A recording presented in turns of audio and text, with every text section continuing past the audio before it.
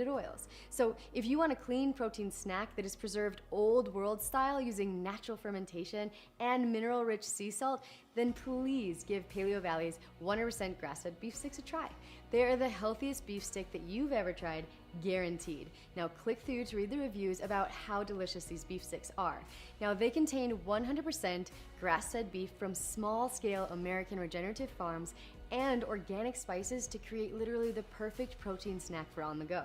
The encapsulated citric acid found in other beef sticks is often made using genetically modified corn and black mold and then coated in health-damaging hydrogenated oil. But the problem with these other meat sticks doesn't stop there. They often contain other problematic ingredients like gluten-containing wheat protein, soy, corn syrup, and refined sugar. However, the biggest problem with most meat snacks is in their main ingredient, the beef itself.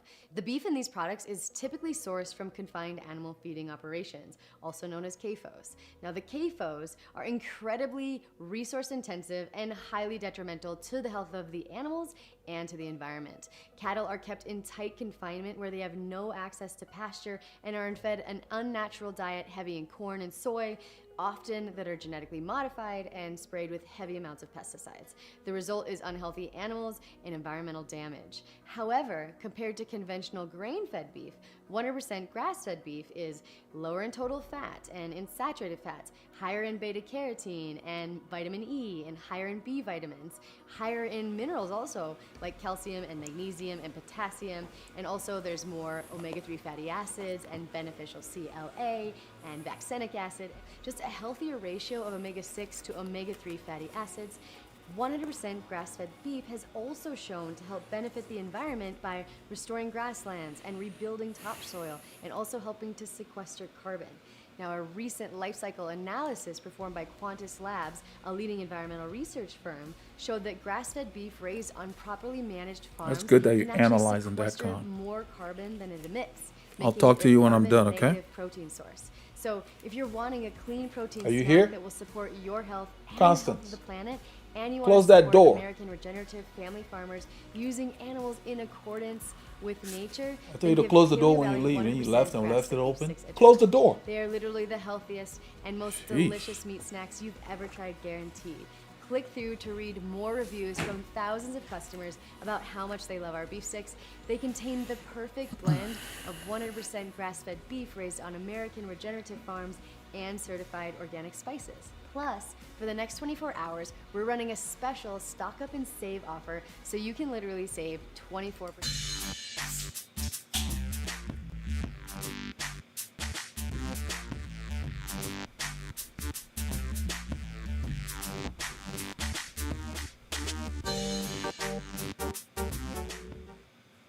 Hello, legends and super legends. Welcome to Veloharmony Live. Today's race was a day for the sprinters, even though they had a lot of crosswinds. The DeQuinic boys were alert, and it was very, very interesting. Let's get on to it. They went from Nîmes to Carcassonne today, and as expected, there was a lot of wind. You can see the route along the coast there. There was only a Category 4 climb, the Col du Pic Saint Loup, so most of the sprinters would get over that with no problem. Early on in the race, you can see, because of the wind, you see how the boys are laid out across the road.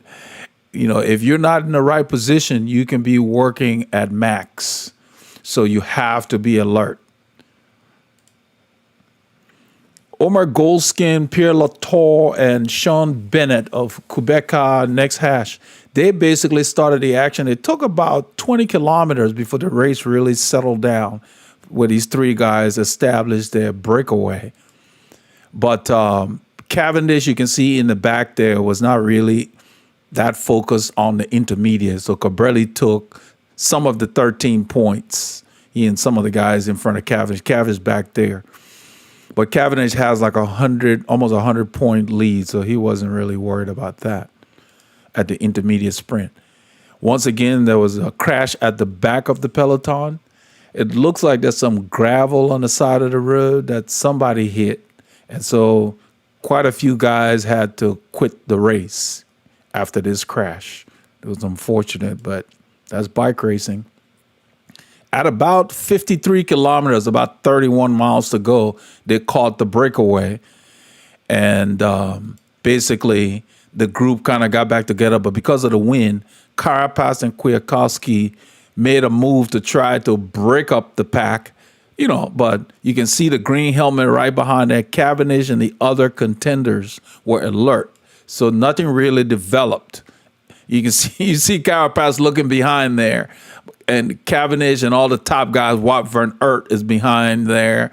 Everybody was pretty much in this front group. So after a while, they gave that up. There was no point to that. At this point in the race, we have 1.6 kilometers to go. So the Quick Step train basically got to the front of the race to take everything, to take over, basically, and get to the finish line. You can see here, Cav is in 4th position as they get in, going towards the finish line. But what's going to happen is Ivan Garcia Cortina basically breaks up the train. He accelerates and gets in between Cav and Ballerini. Ballerini is the rider you see in front. He's not related to Franco Ballerini, the late Franco Ballerini, who won Paris-Roubaix. But he is the one leading out. Once he pulls off, you will see this is Cortina is still there. You can see Cav now has confidence in his team. So regardless of what Cortina is doing, he's staying on Miguel Marco's wheel because he believes in his train. That's what it takes. He knows that when it comes to it, they're going to be the fastest guys getting to the line. So he's not going to be jumping around looking for another wheel. So this guy's expending a lot of energy. Once Ballerini pulls off here, Cortina hits the wind a little early. There he is leading. Miguel Marco is on his wheel. Cavendish is on Miguel's wheel, and they're going. And you can see right there, Cavendish pulls to the left. Cortina is on the right. And Philipsen is on the left there coming around, but you can see he's behind Cav. He's not going to be able to come around. It ends up basically being the Quick Step 1 and 2. They just carried the speed in. And you probably will wonder why this guy leading out Cav if he's right there in second place. Well, what it comes down to it is you always want to lead the guy who has the best chance to win in a sprint because Cavendish is the fastest. So even if that guy was sitting in the draft on someone's wheel, he couldn't outsprint these other two from the other teams. So that's why there's a lead out in cycling for the fastest sprinter, because you wonder, well, if he's in second place, he probably could have won. Well, maybe not against a guy who is as fast as Cav or almost as fast. So you basically lead out the person who has the best chance to get across the line.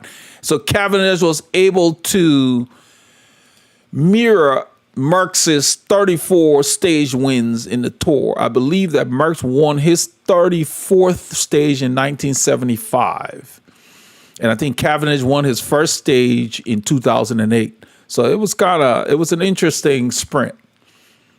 Very safe, very clean. And so it was kind of like, they averaged 43.3 kilometers on the whole stage. There's a lot of wind. So that's about what?